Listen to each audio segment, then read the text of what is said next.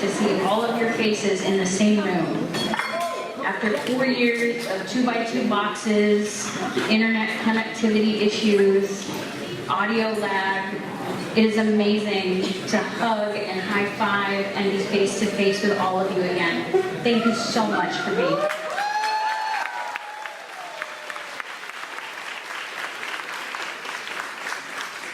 I would like to recognize that this session will have ASL interpretation on my right-hand side.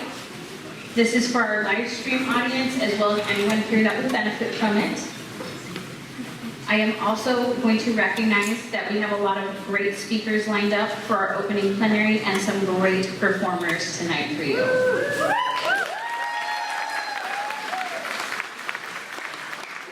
Before we officially turn on the live stream, I do want to do some conference housekeeping items with everybody, just so we're on the same page. And the number one thing I always talk about is safety first. So by a show of hands, who has already walked past or knows where our medical reserve port is stationed here in the cafeteria?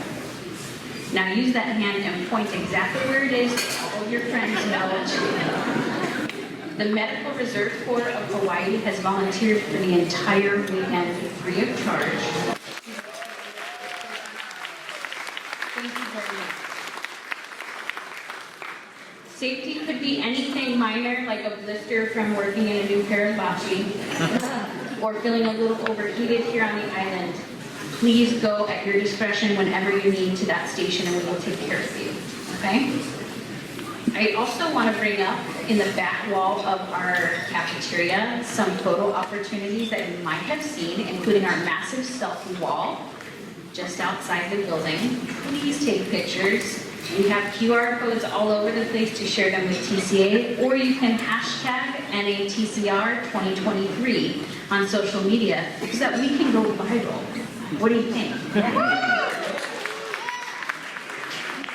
There's also quite a few posters and signage that people are signing and autographing throughout the back of the building. 2 of those are going to be thank you cards for Gregory Wada, TCA's conference manager, and for TCA's board chair, Paul Sakamoto. Both of them made this possible.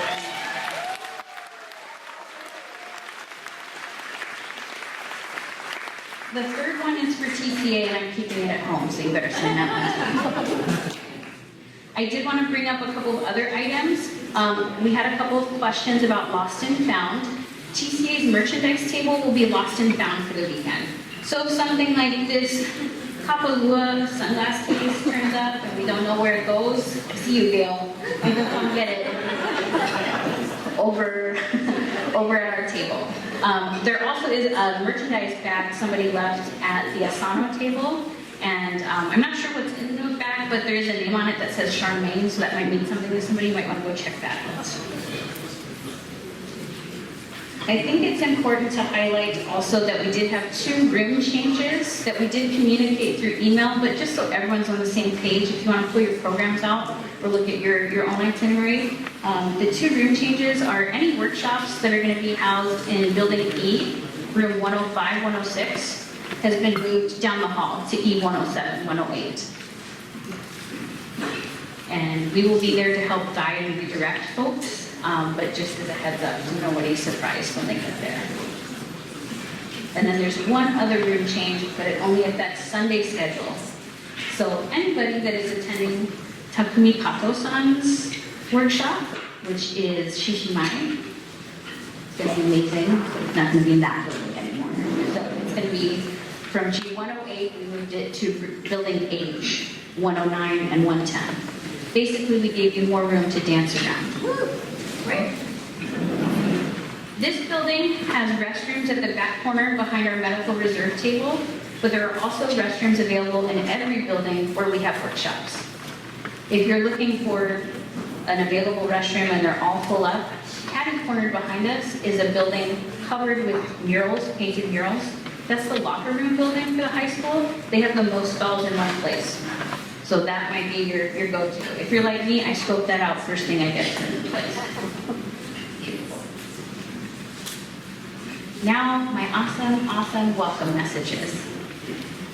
I have been close to tears a couple times today, reuniting with friends, making new ones. and making a physical connection with people that I've met in the past 4 years just online. That doesn't happen by accident. That happens because the Taiko community is one of the most loving, hospitable, and generous groups of people I've ever met. And I just want to thank each and every one of you for being who you are and coming here today as you are. It is going to be an amazing weekend. Right? Yeah, you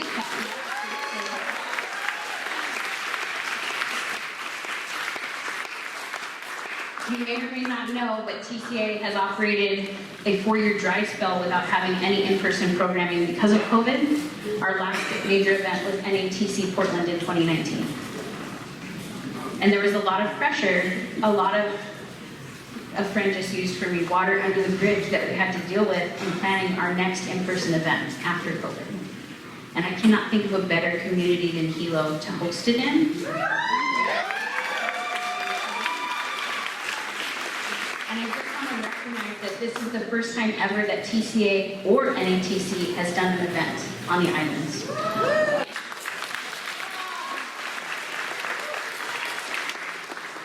There's too many people to thank now because I know you want to get to the fun stuff, so I'm going to save it for the clothing. You're going to eat your vegetables then, you're welcome. Okay? But just know that there are so many people in this building around you, and the ones you're not even seeing behind the scenes, that I am so thankful for. Yes.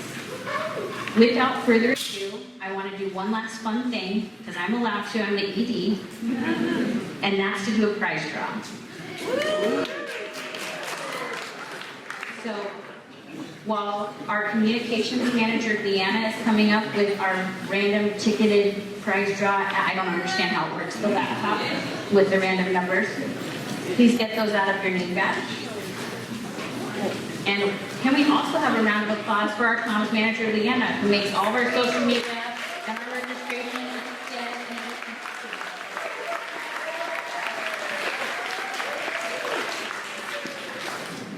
Our first prize is this lovely thing. It is not a handkerchief. It is not a napkin. Taiko people know this as what? Maki, that's right. And this one is celebrating NATC's 20th anniversary from 2017. And I don't know how it works. Leanna, you want to do the honors? 2,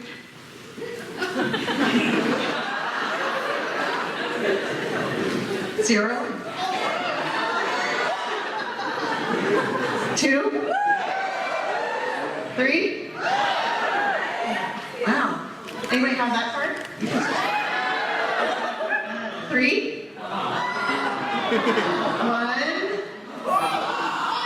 4, 0. What?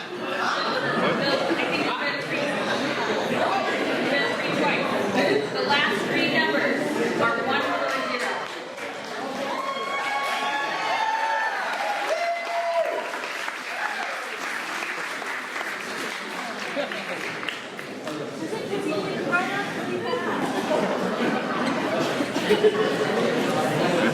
You gotta keep you on your toes a little bit. We just started the weekend. Okay. Our next hashimaki is this lovely red one that I opened upside down. It's right here. So we do our. It has noise. Yes. Right. 2023. 0.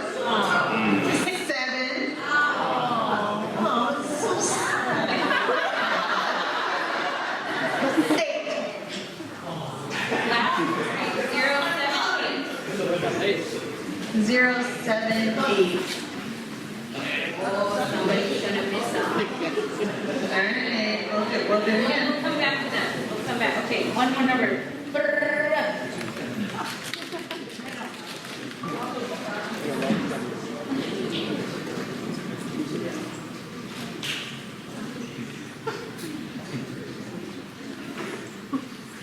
Here we go.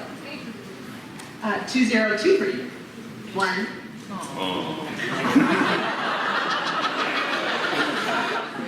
We have lots of hashimaki for sale.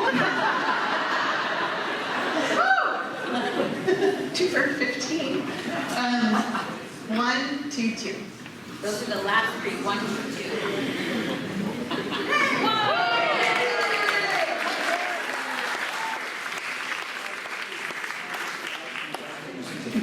Thank you so much. We'll have more prize draws throughout the whole conference, so stay tuned. But if you need to Hachi Maki, you can find him. And if you need me, you know where you can find me as well.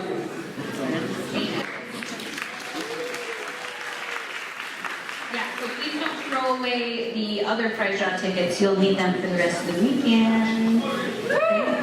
There was a question I do want to address to the room about the schedule for tomorrow. On your your programs, it does say that there is an open session from 8 a.m. to 9 a.m. or 8 a.m. to 9 a.m. tomorrow. That is when we open the facility. You can get on campus, get settled in, do some stretching. That's not anything you didn't sign up for or forget to sign up for. That's just space we're making available for everyone to set up and have a great day. So everything officially starts tomorrow at the 9 a.m. opening. And what I'd really love to see there is a sea of purple so we can do a photo of the whole group that attended today. So my request to you is to wear your conference shirts tomorrow morning. Can you do that for me? And you could wear them today and Sunday too. Your fun factor is yours and yours alone. But just for tomorrow, that would be amazing. Oh, and our comms manager needs a selfie of the group. So put on your best pose.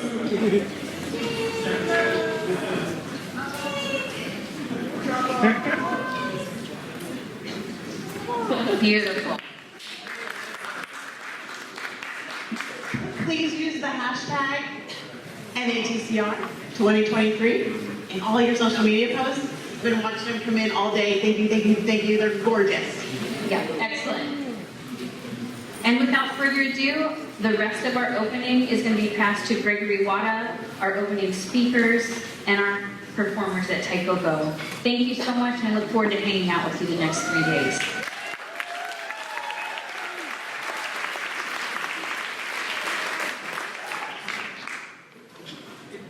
Thanks, Christina. Thanks, everyone. First up for our opening plenary session, we have Kupuna James Awai, who will be leading us. I'll let him take it from here. Yeah.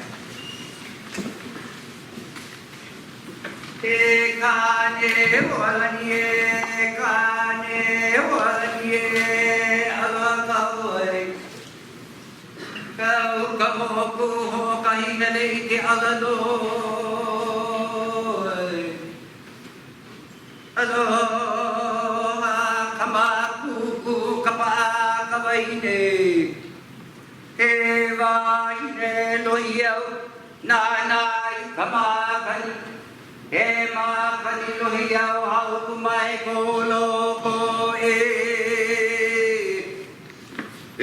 kane hoalanie kane hoalanie aloha kauai kau ku ho kai hele ki alano aloha kama ku kapa kamaine he wa ine lohiau nanai kama kani he ma kani lohiau au kumai kolo ko aloha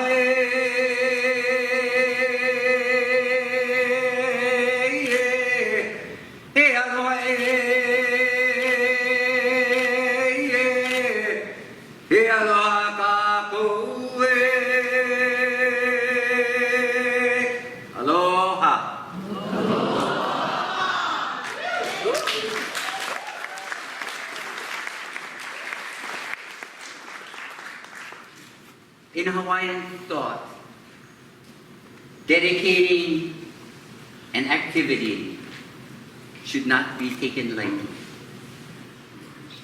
We all pray for fair weather, safe arrival of all participants, yeah, that every wish be fulfilled in a weekend such like this. So I decided to change the format a little bit because I alone cannot bestow the blessings upon this group. It's a kako thing. It's a we all together thing. How many of you agree? So, you're going to chant. How many of you know how to chant Hawaiian chants? Okay. How many of you say, not me? So I'm going to talk about 8 things, 8 pillars, I'm going to say, that is vitally important in a Hawaiian community. The first pillar is the pillar of aloha. Say, repeat after me, say, aloha, kako. Aloha, kako. Say, we are loving. And I know you have plenty aloha for this. So that is the first and most important pillar. Without aloha, there is nothing else. The second pillar, repeat after me, say, ho'omau. Ho'omau. Say, to endure. So my question is, how many people said big problems just trying to get over here? Yeah? It's a normal thing. Anytime you're doing something with aloha, there's resistance that's going to push you back. But you made it here. Clap for you.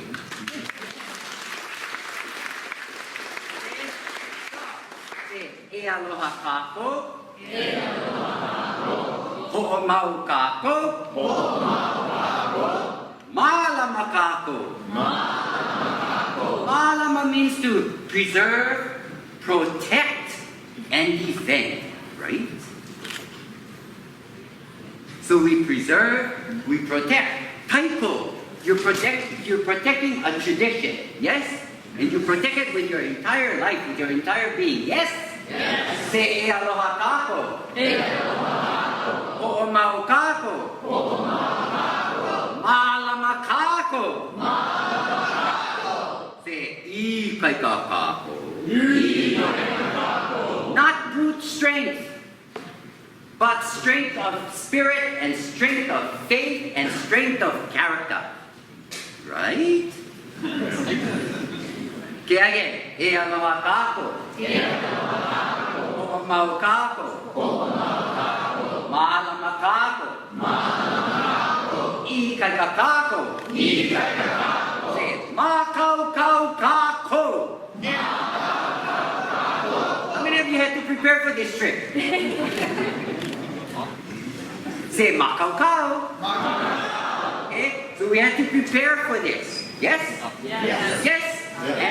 And some of you had obstacles. Yes? Yes. But you endured. Yes? Yes. Because of the love of the craft. Yes? Yes. Okay. E aloha kako. Ho'omau kako. Malama kako. I kaika kako. Makau kau kako. Eleu kako. Like the Energizer Bunny. We had to have that Energizer Bunny. We couldn't lose that passion inside of us. Yes? We couldn't lose it. And with all the realities in our lives, there were times. Should I really go? Should I go? Yes. Or sometimes your family becomes your santoshima. Your family becomes the ones who will give you the biggest obstacle, or your dog, or your boss. Yeah, right? Right? And we're all here because we practice. Say, e aloha kako. Ho'omau kako. Malama kako. I kaika kako. Makau kau kako. Eleu kako. Hau'oli kako. The sense of fulfillment. The sense of fulfillment that provides happiness beyond measure. You understand what I'm talking about? Yeah? When you get in the zone. Right?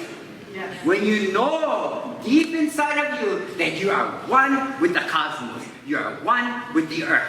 You are one with all the akua, all the kini akua, all the unihipili, all the kupuna, all the kamali'i, all the mapua of our universe, all the protective functions of our universe, yeah, bestow blessings and benefits upon all of you. Why? Why? Because of your perseverance. Yeah? Because of that. Because of your strength of spirit. Yes? Let's do this again. E aloha kako. E aloha kako. Mau kako. Malama kako. Ika kako. Makakau kako. Eleo kako. Aoli kako. E pono kako. And we come to this place. This is the winning. Whoop. And you got it together. Say, it's a kako thing. It's a we all together thing. Right? This is what I'm going to teach you. Okay, you know how to do this. This is called upo. Upo. So it's upo, pai. Upo.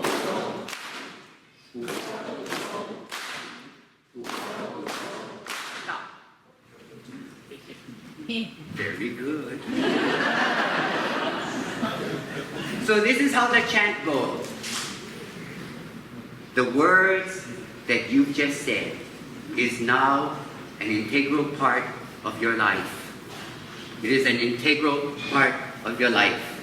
And it says that the voice permeates the entire universe. The voice permeates the entire universe, reaching far back in time to our ancestors, thanking them for the wisdom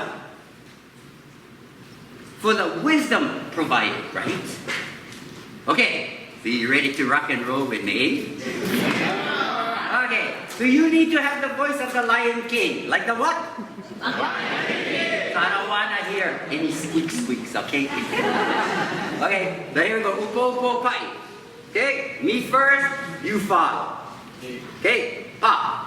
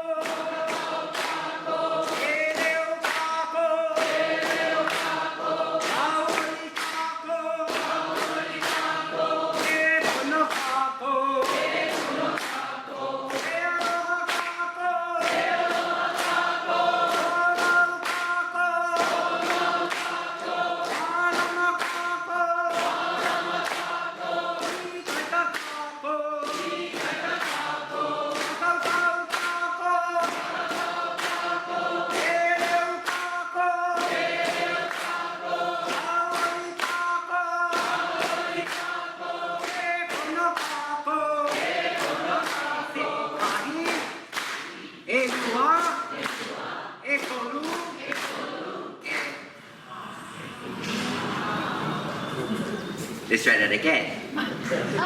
Okay? Yeah. Ha means four, but the Hawaiian word ha means the breath of life. And that's what we bestow upon you. Yes? Okay, let's try this again. From that number. Ekani, Ekwa, Ekolu. Thank you, everybody. Have a good day.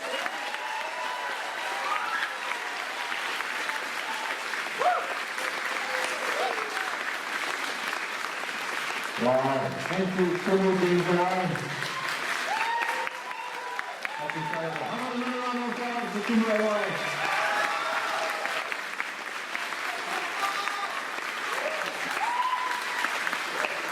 Thank you, Kumu. We could not have imagined a better start to today's conference. So, first pigeon word for today. Oh, that is chicken skin. Because that's what that is. If you don't know chicken skin, goosebumps, yeah? So, hello, my name is Paul Sakamoto. I get to officiate the rest of today's session. Oh, you guys didn't have to clap for that. Wow, you guys are awesome. Okay, so, well, first I just want to say thank you to everybody for coming. Like, we could not have done this without each and every one of you. Thank you for coming. I also, before I go on and do my job, I want to do a quick shout out. I don't think they're here anymore, but Executive Director Christina Migehe and Conference Manager Greg Wada, they might be in the hallway over here. They should come out so we can give them a quick round of applause.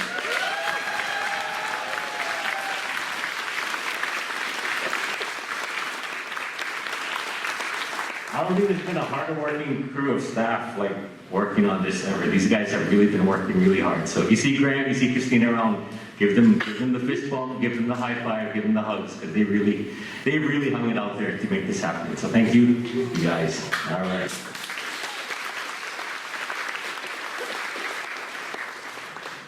Okay, I was gonna thank my wife, but she's laughing at me right now, because I told her I was gonna change clothes before I emceed, and I totally didn't have time. So, honey, I'm in my bodo bodos. That's your second pigeon word for today.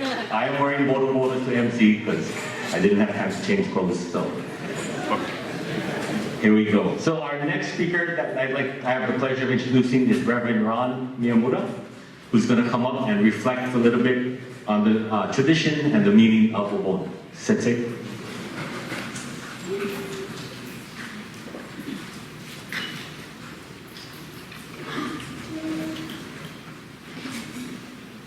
Yes, a few words about Obon, and part of the conference program will be tomorrow night to go to the Puna Honganchi Obon Odori.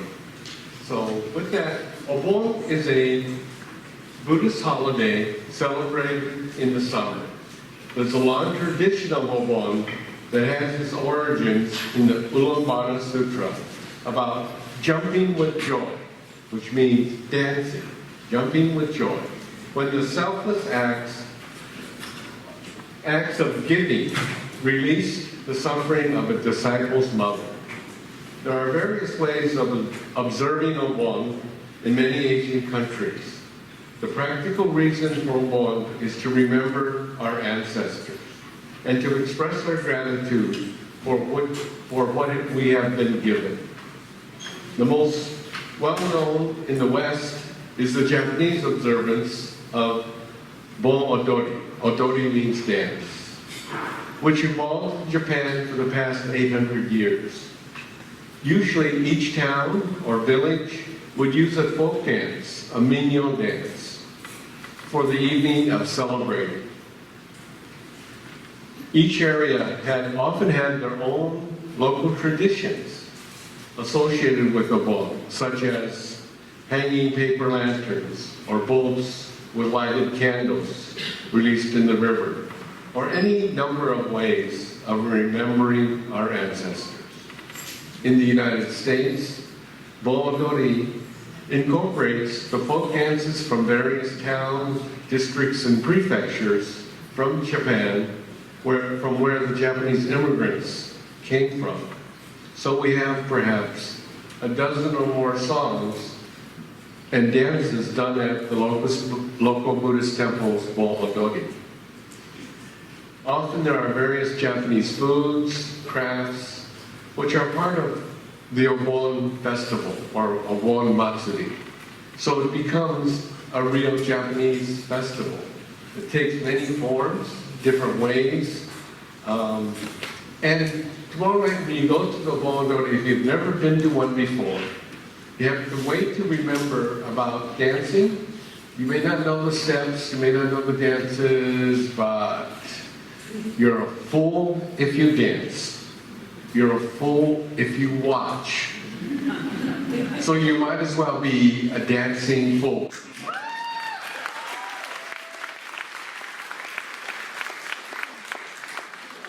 Yes, and just a real quick shout out for Obon. Obon music traditionally was a flute player, a taiko, and a singer. And obon is a tradition that kept the taiko drum out in the forefront. So there's a long tradition of taiko drumming, in different style of course, but the taiko makers kept in business because of obon. And that led to what we know as kumitaiko today. So there is a tie to the tradition, and let's have a good time today, tomorrow, and Sunday. Thank you.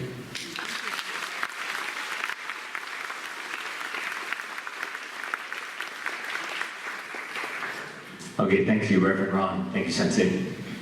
So our next speaker, I'm very honored to introduce Alan Okada from New York, founder of Sotaiko, who will be explaining to us the history of the North American, I almost said North African for some reason, the North American Taiko Conference, and especially recognizing that this is our first ever NATC-R. Alan?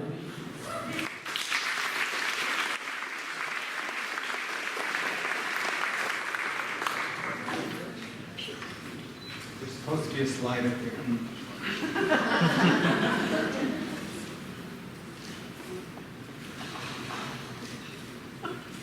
All right, I'll talk until there's a slide.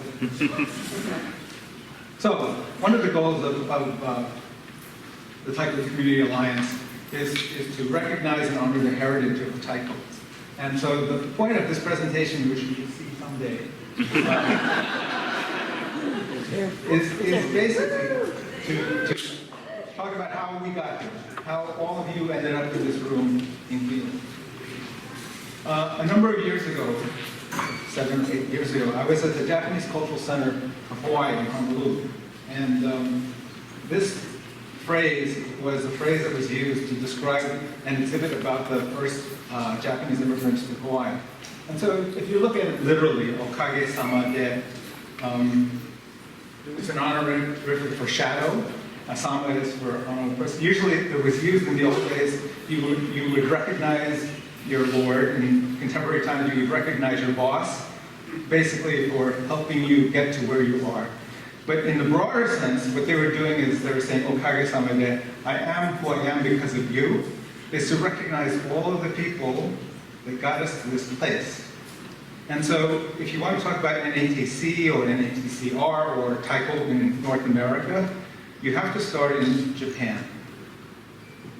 Now, I've read so many papers and books about Taiko, telling you what the history of Taiko is, or how it got there, or the philosophy, or how it is promoting one group or another group, or not promoting other groups. And which brings me to this point. There's an old story, which I believe originated in India, went to China, and you would hear it in Buddhist temples all the time about the 8 blind men and the elephant.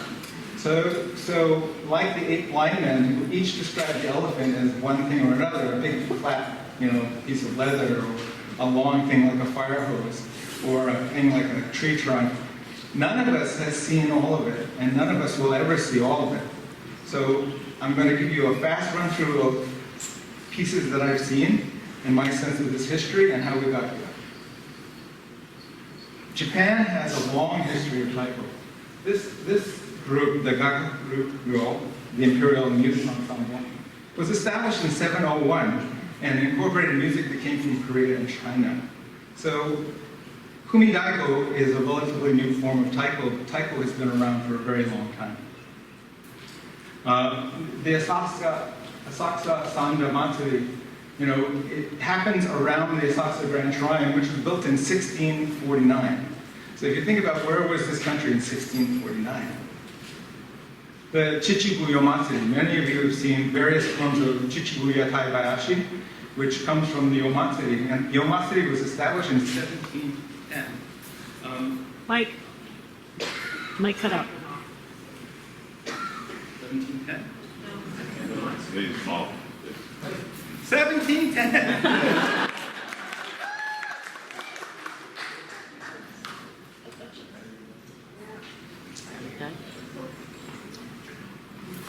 Hi. Yeah. Many of you have seen various versions of Chichibu, the Taibayashi. And so this is what the festival looks like, and this is where the drummers are. But you can't see the drummers, because at the very back of the Yatai, in that area that's kind of blue behind the people who are in front, those Yatai are stages, and they do performances at night. And so the drummers are actually there. And that's why Yatai actually looks the way it does, because these guys are squished into this little place and they ride around in the cart all day. Miyake Daiko.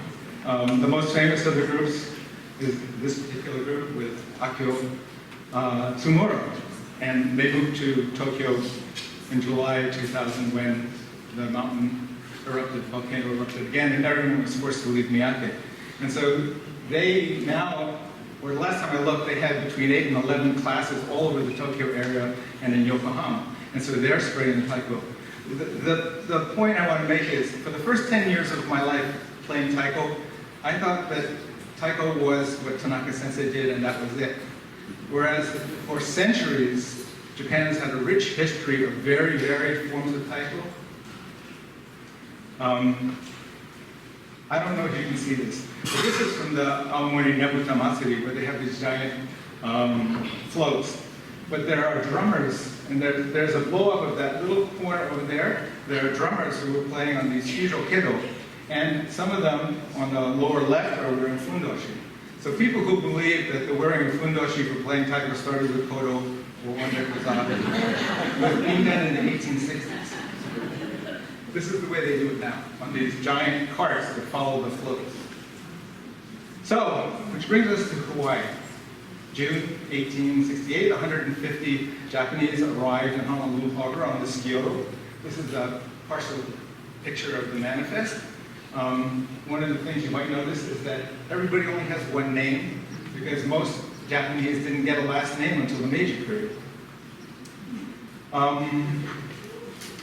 Kalakaua was the last king of the Kingdom of Hawaii before he passed away. He was the first sovereign to visit the Emperor Meiji. And his goal in 1881 was to form an alliance of Pacific countries which could stand against Western imperialism. But the Japanese emperor declined. But Kalakaua was really interested in having Japanese come to Hawaii, because the Hawaiian population was small and was getting smaller, and he wanted Japanese to be a part of the community, also in part because he wanted to build a Pacific country. I could go on about this chart forever, but I won't. So the orange parts are Asian immigration to America. The bars on the bottom reflect just Japanese. You know, so in the history of legal immigration to America, from forever back, the 1800s until now, Asians were not a very big part until this last wave, where it's gotten to be huge. But Japanese have never been a big population in terms of immigration to the United States. So you can see from this bottom chart that in the period from 1900 to 1909, there was a run rate of less than 10,000 Japanese coming in each year. And that was the high point of Japanese immigration to America. And it happened during a period when the whole Pacific rim was changing. So in the late 1800s, the US war against slavery was resolved. And at the same time, they passed the Chinese Exclusion Act. And the last act of what they call the Indian Wars, the massacre of Wounded Knee, happened. The Hawaiian Kingdom was overthrown, and then the United States annexed it. The Spanish-American War happened, and so the United States got Guam and the Philippines, and then fought the Philippines War.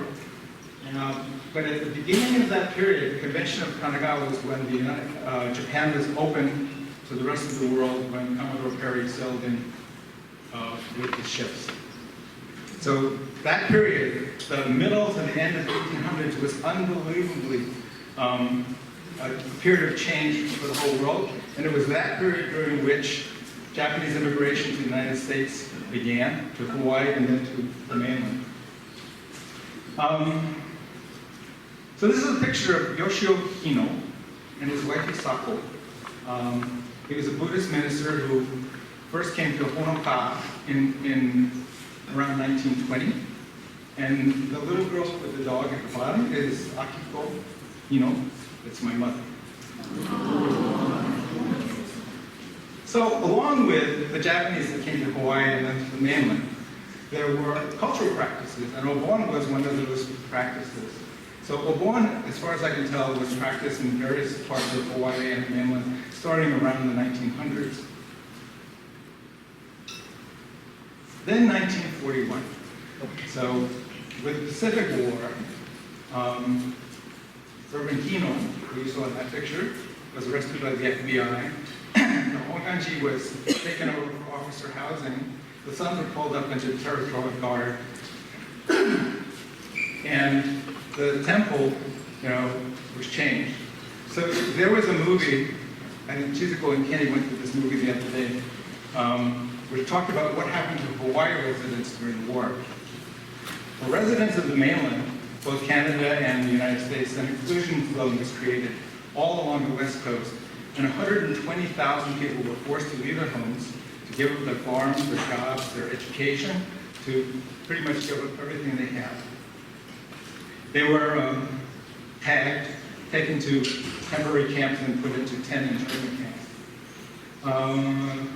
which were acknowledged as concentration camps. The camps were inland, but they were spread out in all of these desert areas. The Canadians did a similar thing. There were roughly 20,000 Japanese Canadians who were on the West Coast, many involved in fishing, and their properties were taken and they were moved to the camps. And then in Hawaii, more than 2,000 Americans of Japanese ancestry were put into camps in different places. And Honolulu, which is was just recently, I think 2015, declared a landmark, was one of them. And there was a recent film done by the JCL, which talks about another 1,500 Americans with Japanese ancestry who lost their homes during the war, which no one ever talks about. In 1988, they passed H.R. 442, which provided for reparations and an apology to Americans of Japanese ancestry. So on the other side of the Pacific, something which I don't think we can forget either, is that from 1945 to 1952, Japan was an occupied country, in large part, totally devastated. And for the longest time, I was trying to figure out how did we get from 1945, when the country is totally destroyed and defeated, to 1964, less than 20 years later, where they hosted the Olympics. And it had to do with the Cold War, the Korean War, the Vietnam War, where Japan went from being an enemy to a trusted ally. And that helps you understand where Daihatsu Okushi came from. So think about it, 1945 to 1952, basically, Japan, an occupied country, was being force-fed American culture. Daihatsu Okushi was a jazz drummer. One of the most popular forms of music in Japan was jazz. But it was largely for the occupation forces. But it totally changed the cultural basis for the people who were living there. Daihatsu Okushi created a new form of taiko, what we consider to be the father of kumidaiko, by taking traditional music, which you see down the left-hand side, converting it into Western musical notation, doing ensembles and having players play different kinds of music together with a bass line and solos. In 1959, Oida Taiko is generally considered to be the first professional taiko company. And these are former Obon taiko drummers. And so their form of taiko playing is what we consider, both Oguchi Sensei and Suguro Kudaiko, to be the basis for a lot of North American taiko. And then Eitetsu Hayashi was a member of Ondekuza and then became a member of Kodo for a brief time before becoming a soloist. Is generally credited with creating the Odaiko form, one man or woman playing on a large drum. And it was based on Kumomatsu no Isho, which in English was called the rickshaw man. And there were two early versions, 43 and 58. The 43 version is what Tagayasu then used to show to the Ondekuza people over and over and over and over again. that it includes an image of a festival where there's a yatai being pulled through the streets with two drummers playing on this large drum. So that didn't exist in Japanese culture. That was created by the filmmakers.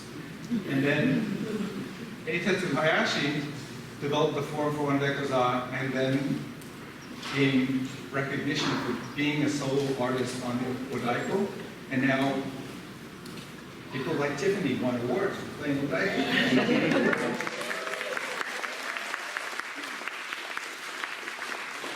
That was a form that didn't exist. Hanjo, Toshio Kawachi was the artistic director of Kodo. And he was one of the people who led the transition from Wondaikoza to Kodo. And he was a tremendous friend of North American taiko. This is a picture of Sado in 1983 with Doi and P.J. Hirabayashi and Gary Tsujimoto, because he was constantly fostering exchanges between North American and Japanese taiko. Which brings us to North America. 1969, Seiji Tadaka founded the San Francisco Taiko Dojo. It was the first taiko dojo in the United States. Around the same time, Reverend Kodani became the resident minister of the Senshin Buddhist Temple, and he created Kinara Taiko. And they worked with Soinobu Togi, who was teaching at UCLA. So that very first slide I showed you of the Gagaku-ryo, Togi Sensei was a member of that, and he was loaned to UCLA for 2 years to teach, and he decided to stay. Kinara Taiko was created a year later, and if you look at the drums, those drums are critical to the evolution of taiko in North America, because they created the barrel drum. San Jose in 1973, and they started at Buddhist Temple, but then became an independent taiko group. So here, the first three taiko groups in North America are taking three different paths. Tanaka Sensei with Japanese taiko, the Kinara group, which said very clearly, what we do is not something done in Japan or America, it's Japanese American Buddhist taiko. And then San Jose taiko, which believed in the creation of an Asian American taiko, which incorporated many different elements as well as other Asian cultures. So one time, one of the new members of Sodaiko asked me, so Sodaiko, is it Japanese taiko, Japanese American Buddhist taiko, or Asian American taiko? And my answer was yes. So the first decade of taiko in North America, and this is where the whole issue of the cultural conflict between being Japanese and American comes into play. That the trauma of World War II caused many Japanese Americans to decide that they were not going to be Japanese, that they were going to separate themselves from Japanese culture, not speak Japanese, not do anything that related to Japan. And the one repository of Japanese culture across many communities was the Buddhist temple. So of these first 13 taiko groups, 8 of them started at Buddhist temples. The building of the drum, how many of you know what a mimeograph machine is? Yeah. Spell it. Yeah. You can't Google it to find out where it is. So this is why taiko started so slowly. In order to play taiko, you have to make your taiko. In order to make your taiko, you have to get a physical piece of paper because there was no internet. Now you can see all kinds of YouTube videos on how to make a taiko. But then, so barrels, everybody can share information. Where do you get barrels? Where do you get skins? Mark Miyoshi was the first American taiko maker, and he was followed by many other people. These people, including Akitoshi Asano and Unosuke Miyamura from the taiko companies in Japan, and then Mark and ultimately Toshikato, were really critical to supporting taiko groups in this country and the evolution of taiko. The 80s had 29 groups, and 11 of those were also started at Buddhist temples. 7 Canadian, and the first 4 Hawaiian taiko groups. And critical to the creation of the first 4 taiko groups in Hawaii was Shuji Komagata, which Shuji will talk about next. And so what does Kindutsu have to do with taiko? Kindutsu created a group called Samonori in Korea, which ultimately, formalized certain folk traditional music, and there were thousands of those groups in Korea at one point. But he promoted the use of the chango, which is this two-headed drum.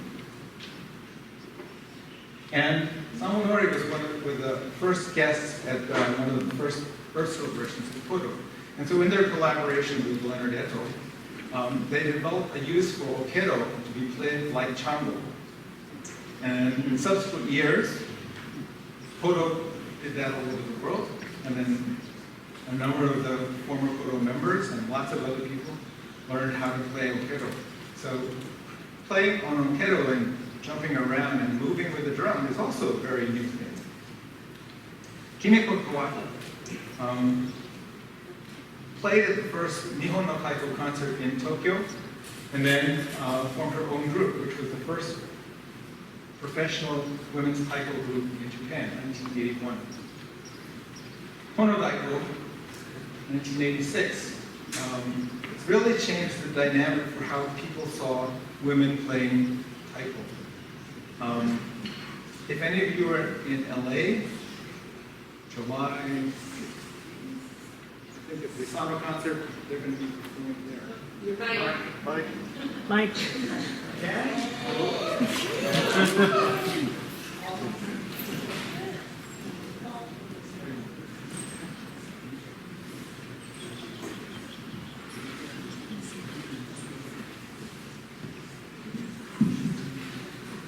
Test.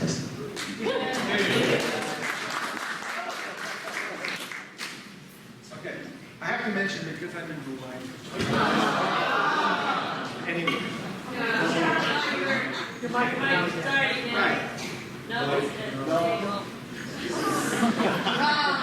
I can try shouting. Ran out of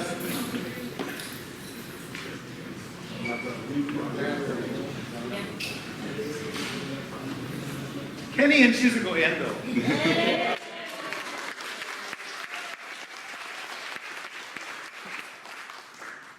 Kenny was the first non-Japanese to be given a name in traditional music.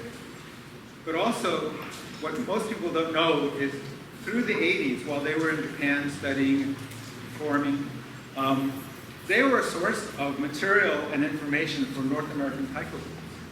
There was no mail order. You couldn't use credit cards. You didn't have pagon.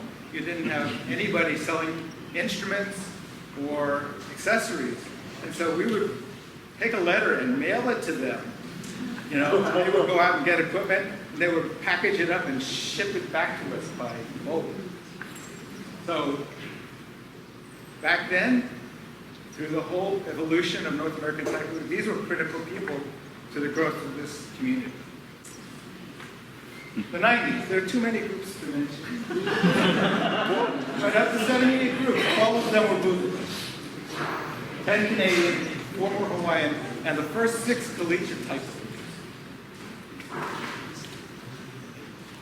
The Japanese American Cultural Community Center is based in Los Angeles, and it was created by a group of people who wanted to preserve that community. That community was on the verge of being developed out of existence, and so they fought for the creation of this organization and the Aratani Theater. They're in the middle of a cluster of organizations, many of them Buddhist temples, but also Centenary Methodist Church, which created a hub of facilities to support community activities. And so they were the perfect place to have the first North American taiko club.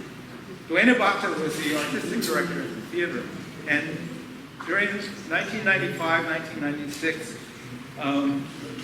he organized meetings of people from many different taiko groups to create the first North American taiko conference. So like this conference, and like every NATC, there were performances. Thank you so much.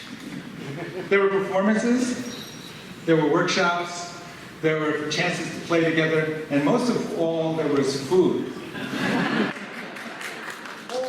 After several conferences, the first conference outside of Los Angeles was in Sacramento.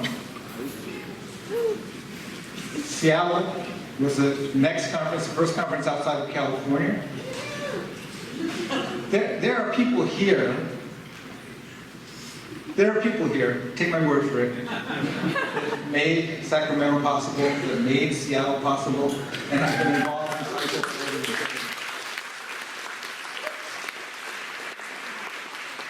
Conference went back to Los Angeles in 2009, and that was the last one that we held in Los Angeles. And it was the one in which we had a memorial for Oguchi Sensei, who had just passed away. And the thing that I always found amazing about this was that there are people from more than 12 different taiko groups across the country that got pulled together at the last minute to play, we thought, Hiryu Sanman Gaishin, but Tanaka Sensei changed it. And in Stanford, 2011 was the largest taiko conference ever held. We had over 700 people there. They look very small, but I actually cropped out a whole lot of people on the edges. So, 8 taiko conferences at the Japanese American Cultural and Community Center, that we were working with. And when it turned out that because of administrative changes, they could no longer host the conferences, in 2014, Taiko Project took on the task of creating its own World Taiko Gathering, and we worked together with them. So during this whole period, it's like, I'm a 20th century taiko player. Most of you guys are 21st century taiko players, in part because of this. All of taiko learning was, you had to go to somebody and learn from them. You couldn't see a YouTube video. You couldn't Zoom with people online and have classes. So some years ago, I Googled this, learn to play taiko, and the algorithm keeps changing. So I have no idea what it is today, but it was learn to play taiko. Over 2 million results, learn to play taiko. It's like, when we started, you had no idea.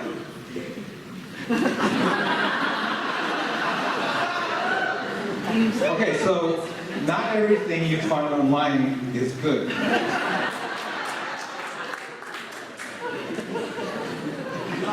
And as information grows and as access grows, all of these issues come up. Representation, appreciation, appropriation. I'm not going to talk about any of this, we'd be here all day. So on the plus side, during this latter period, a lot of good stuff did happen. CASA was created in 2002, and then, I don't know if any of you know of them, some of you have been to CASA mixed trips to Sato.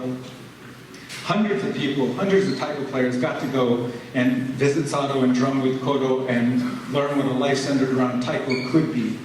And then in 2005, the Japanese American National Museum did a big exhibit called Big Drum, and they created an online space called Discover Nikkei. And so that DVD and a lot of that information is still available online. Asano Taiko opened 10 years ago and is about to celebrate their 10th anniversary.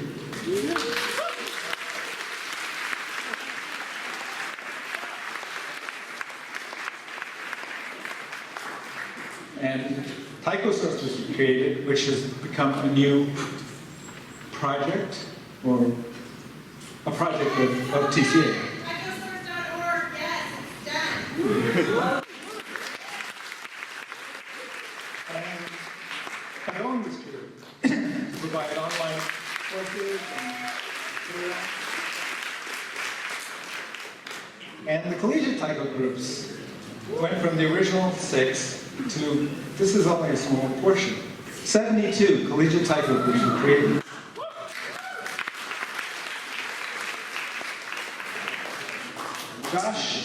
Josh, are you here? Yes. Josh and Lindu actually worked on this study about collegiate taiko. So if you want to know anything about collegiate taiko, see Josh. One of the things that I thought was interesting was data. Taking a look at non-collegiate versus collegiate. And 2.8 years is reasonable given that most people are only in school for 4 years, or they hope. But I thought it was surprising 6.9 years is the average for non-collegiate people. Some of whom are feeding into this larger body. And then in 2000, 16, TCA did a taiko census, and so the numbers over here, they had 1,156 participants, and you know what you could see was the changing demographics of the taiko community. Whereas in the early decades, almost all of them were either Japanese American or Asian American.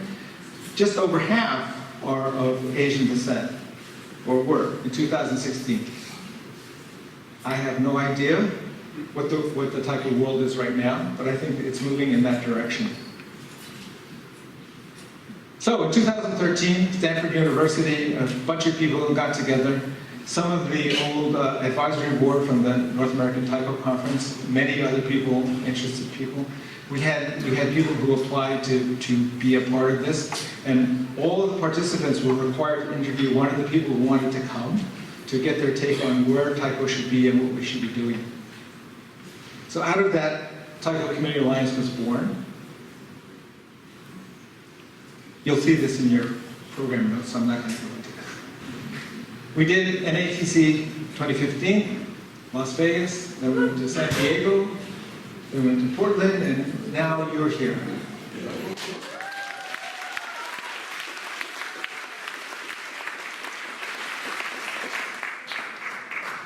So Las Vegas, and people who helped with that are here.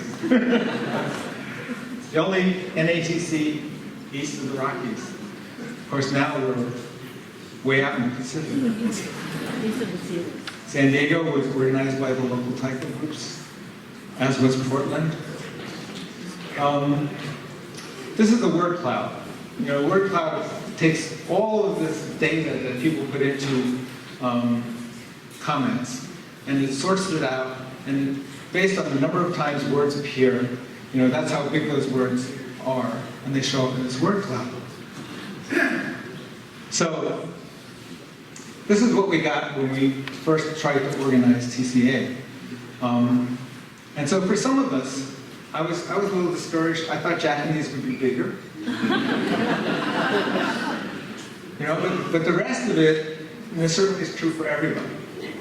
You know, the dynamics that make taiko what it is and which bring you here.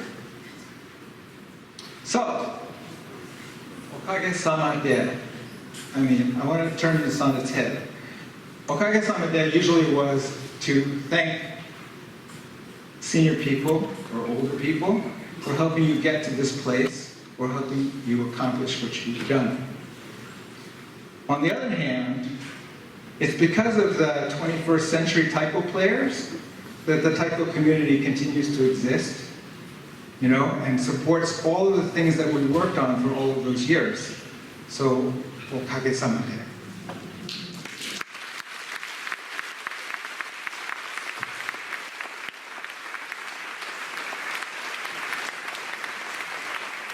Thank you very much, Alan. Yeah, if you had a chance to tune in, we did taiko history with Alan on a webinar, and that was fantastic, but it doesn't compare to listening to Alan do it live. So thank you, Alan. Thank you for sharing that history with us. So, fun fact, I'm gonna go off script, watch out. So this shirt that I'm wearing, while Alan was talking about it, I made the shirt when we announced that we were gonna bring the conference to Hilo. And I pulled the cities that have held taiko conference. So my shirt says Los Angeles, Sacramento, Seattle, Stanford, Las Vegas, San Diego, Portland, and way over here in the corner it says Hilo. Like, who would have thought that? That's crazy. So Hilo peeps, you guys are right up there with Portland and Vegas and San Diego. But you guys rock.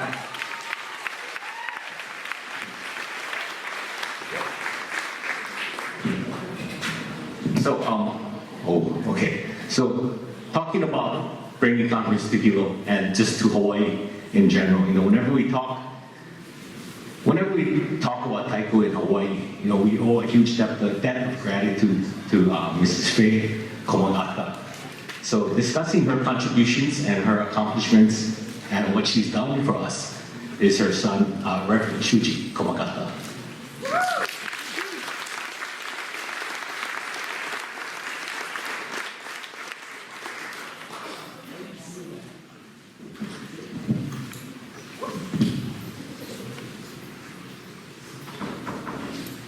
Aloha!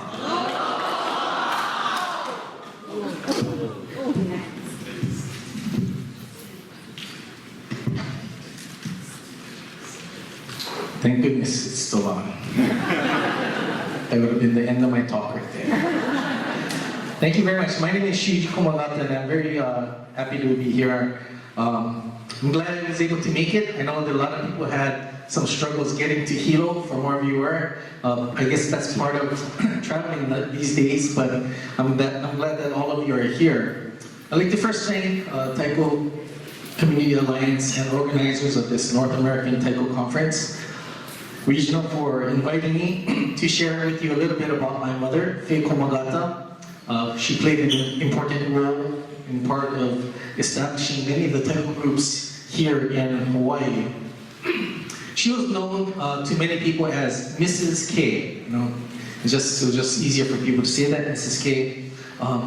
But she passed away in 2018. And I know that she accomplished a lot during her lifetime in the Taiko world here in Hawaii, but I know she had a lot more that she wanted to do. And I think she'd be really, really honored that we're remembering her today. Well, first of all, as it was, we talked about earlier, Taiko has been a part of what we have this environment or the scenery in Hawaii for many years. It was used in the Buddhist temples as a religious instrument, and also during the summer Bon festivals when you had the Bon dance. But these are things that had been going on for ceremonies or during the summer months during the Bon dances. But the things that we know about Bon dances, songs like Fukushima Ondo, Iwakuni Ondo, the Niigata Ondo, are just some of the songs that were played during the Bon season. So I'd like to move on and talk a little bit about my mom. And her Taiko journey began in the 1970s when she moved to Kona Daifukuji, on the other side of the island, where my father, Reverend Shuji Komagata, was the resident minister. And she said in an interview, quote, "In Kona, I used to play Taiko. I used to play just at the Bon dances. When we moved to Wahiawa in 1981, I learned a little bit more about Taiko from a friend from Japan, and we kind of went from there." Right? So it's no YouTube. She had to go out and actually learn a little bit. And then in 1984, my father was then the resident minister of Wahiawa, Ryusenji on Oahu, and he was also the principal of the Japanese school there. And my mother wanted to get involved, used to do different cultural activities every year. Maybe it was dancing, cooking, how to wear a kimono, some arts and crafts. But there was this interest that was expressed, hey, we want to learn a little bit about Taiko. And so she said, well, maybe I can do that because there's no structured program around Taiko at the time in Hawaii. And so she said, well, we're going to make it this activity for this group of Japanese school students. And the first group was a bunch of 8th graders, including my brother, my older brother, Daishu, and me. And I was about 9, 10 years old at the time.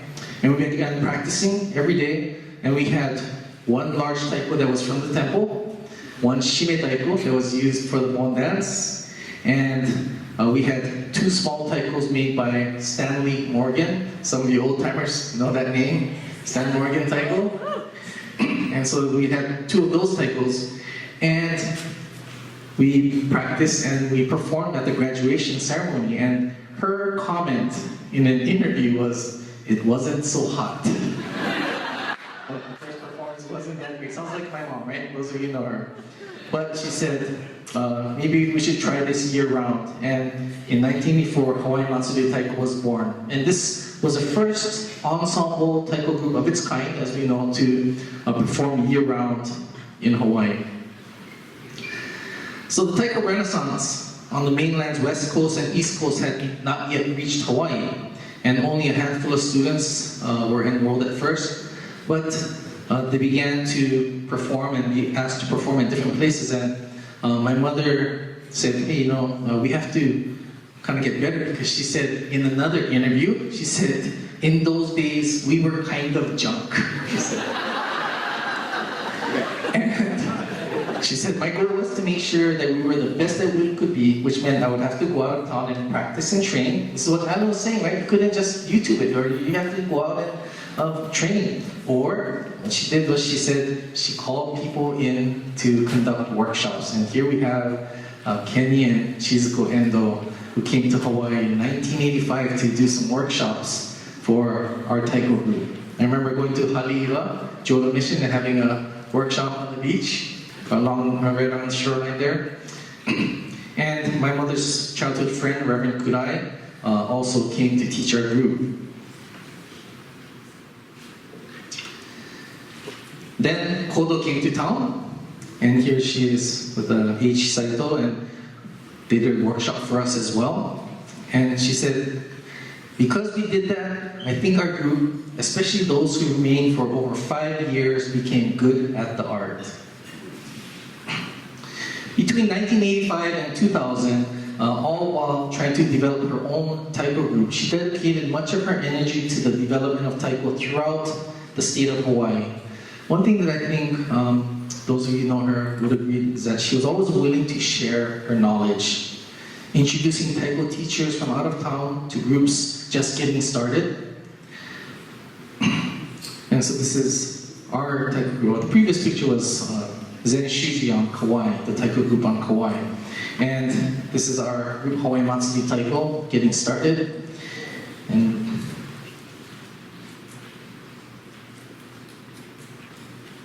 here we are right there. And she was always trying to help people establish networks of their own, and in the spirit of enriching taiko, the art of taiko in Hawaii. When Hawaii Matsuri Taiko would go on summer trips to the West Coast and Japan, Mrs. K would regularly invite pairs from other groups to join and say, you know what, this is important, you gotta come and join. So sometimes we got these trips, and I don't know who these people are on the trip joining us, but we became good friends. And then in 1999, 6 groups, Kona Daifuji Taiko, Zenshin Taiko, Maui Taiko, Ryusei Taiko, Hawaii Matsuri Taiko, and Tiffany from San Francisco, Sacramento Taiko-dan gathered on Molokai. And this was one of those kinds of events where she would just invite people from all over the place and say, let's play taiko. And you know what? People would come. You know, she was just like that. That kind of person. Here she is with Kenny Endo, Etsuo Hongo, Mr. Miyamoto, and Shizuko Endo. And those of you who knew my mom also can agree that she was not a shy person. I remember when she would visit temples, walk into the temple and say, oh wow, you have a taiko here. You should start a taiko group. And the thing was that, the amazing thing was that people would actually start taiko groups because she said, you gotta start a taiko group.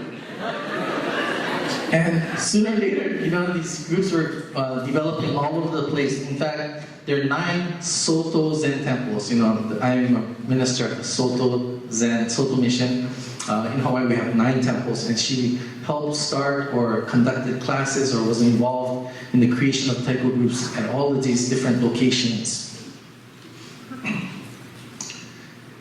This is PJ in 1991. Another picture with her. And with Maui Taiko. This is where we visited Maui Taiko and spent some time. And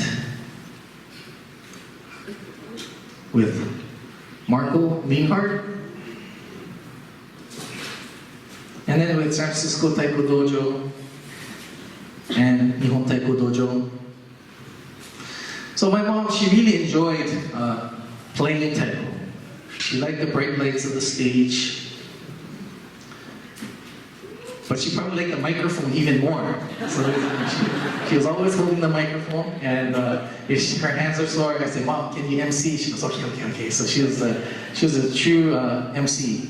Okay, but she was a talented singer, a great motivator, a director, and a friend.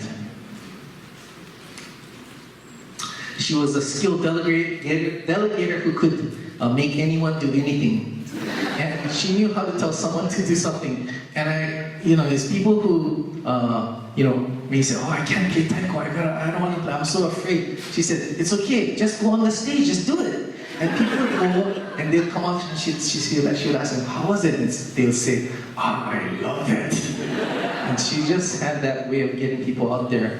But I think it just really demonstrated how she was very passionate about taiko.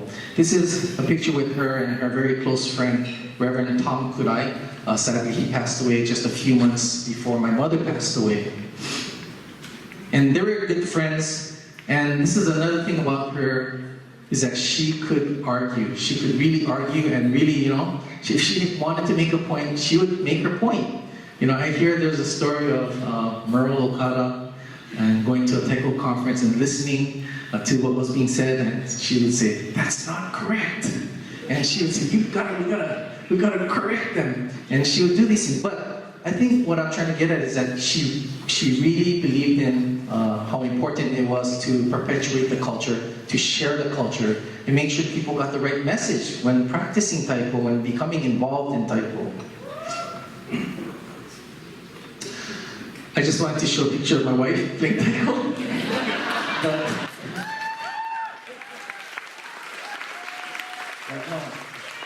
It was that taiko, for my mother, taiko meant a lot of hard work. My picture of me, right there.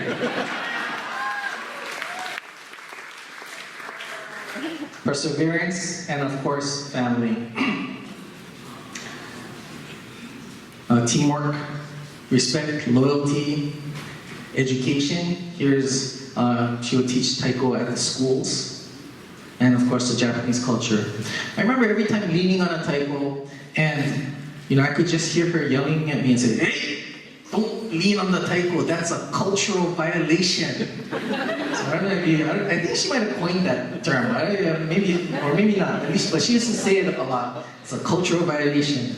But I think she would teach people life lessons, right? That's not about only playing taiko, but how to behave amongst people, how to interact with people, to create friends. What is the meaning of true friendship? And here's a great example of things coming full circle. This is a group shot of my mom with Christy.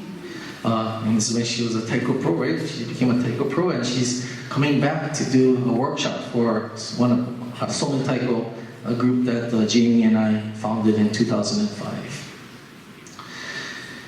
And our dear friends and teachers like Reverend Kurai, Alan and Merle Okada, Chizuko Endo, Etsuo Hongo, Tiffany Tamariguchi, Seiichi Tanaka, Kiyonari Tosha, they all came to my wedding, And they all played taiko. And at the time I thought, oh my gosh, I'm such an important person playing taiko, all these people come for me. But now that I think about it, I think it was my mom who said, please come to my son's wedding. But she was that networker, right? She had these connections, and she was always willing to share her connections with people.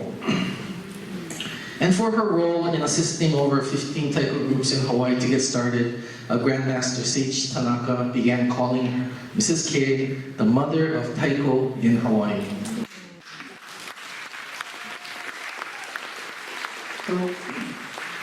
Another picture of me. But no, actually, she's in the background. And I want to share with you this because this is the last concert she did, she would play in. This was in 2016. The day after the concert, she was diagnosed with pancreatic cancer. And she started receiving treatment right away and fought hard to continue playing taiko. So no matter what, she still wanted to get out there and play taiko. And she was still able to travel. So got to visit Maui Taiko, Kay, and Ron. And finally, some time to relax. And this is playing at a performance in Waikiki. And of course, still, see, she has her microphone. And then in November 5, 2018, my mother fulfilled her life. She had a very full, exciting, and good 72 years, and I'm very grateful for every moment that I had with her. And I'd like to think that, thank you, I'd like to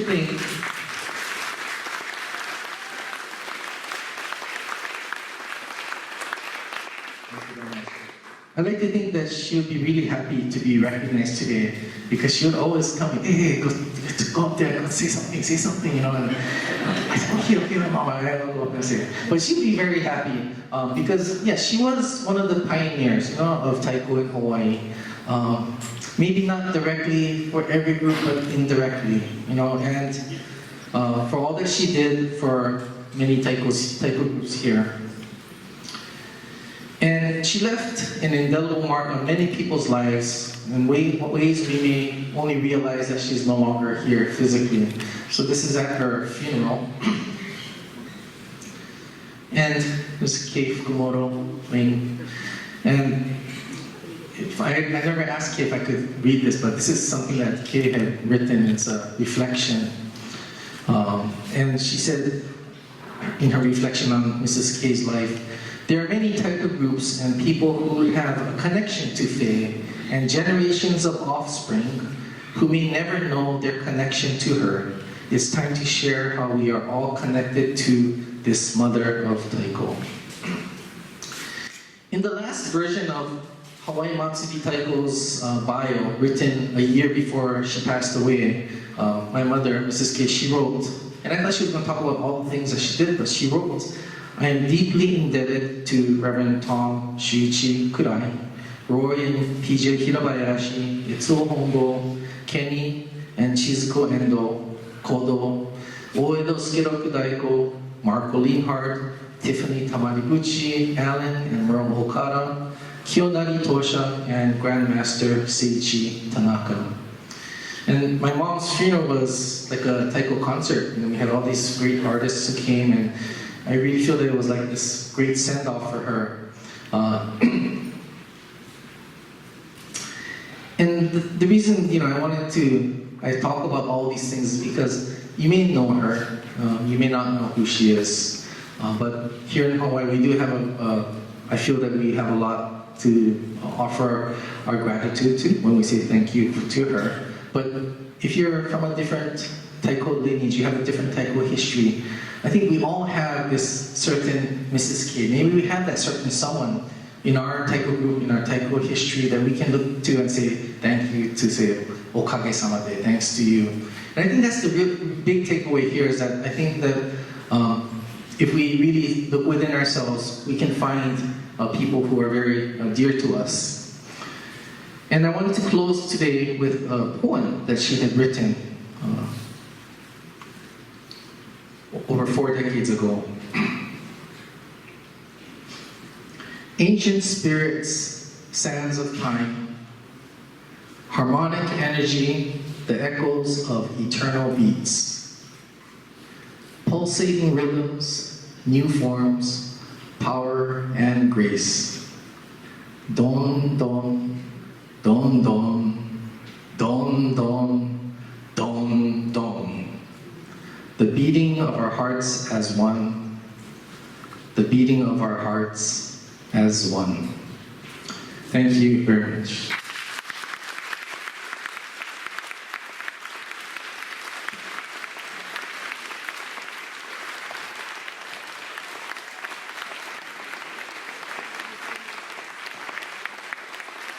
Oh, well, thank you, Reverend Shuji. Oh, not gonna lie, that one kind of hit me in the feels. So, I think we are getting ready for Taiko Go concert. I'm going to turn to the boss, Christina. Shacho. We gonna go on time, or we gonna go 6 o'clock, 5:30? I think it's 5:30 now, so.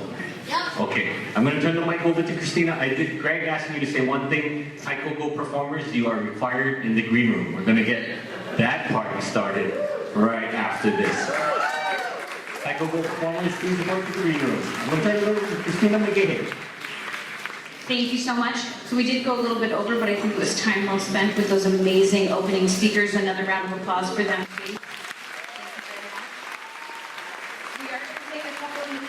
to close the curtain here, get set up for our first number for the live performance portion of our evening, and I'm going to distract you with a little bit of prize draw. What do you say? I would like to announce that as we clear up some space in the seating, everyone standing outside that has listened this whole time, you are welcome to come in and find a seat to enjoy this show. And if you want to make a new friend, scoot in tight and make room for them. I'm sure they really appreciate it. Thank you so much, everyone. Yeah, we're going to go ahead. So I have the lovely Leanna here, and we have 3 prizes to give away this time.